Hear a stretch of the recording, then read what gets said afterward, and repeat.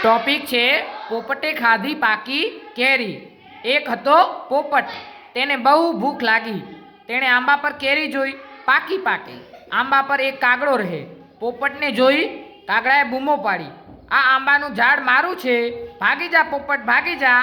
કા કા કા કા કા કા કાગડાની કાગા રોડથી પોપટ ગભરાયો।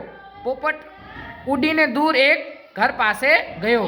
તેની નજર મોટા રંગબેરંગી ફુગા પર પડી।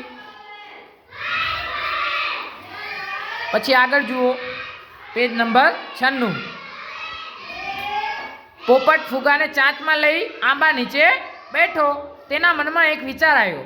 પોપટ પછી ફુગામાં ચાંચ મારી, ફટાક અવાજ થયો। એ અવાજથી કાગડા ભાઈ બી ગયા। કા કા કા કરતા કાગડા ભાઈ ઉડી ગયા।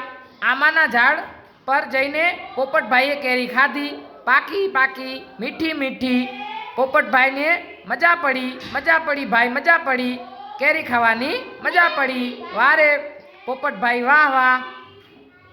ચલો હવે તમારે જવાબ આપવાના છે। ઓકે, આંબા પર કોણ રહેતું હતું? કોણ રહેતું હતું આંબા પર? કાગડો। ઓકે, કાગડાએ કોને ભગાડ્યો? ઓકે, કાગડો સાથી ઉડી ગયો? કાગડો સાથી ઉડી ગયો? બીને જેવી ફુગામાં પોપટે ચાંચ મારી તો ફુગો ફૂટ્યો, તો કાગડો એથી બીને ઉડી ગયો।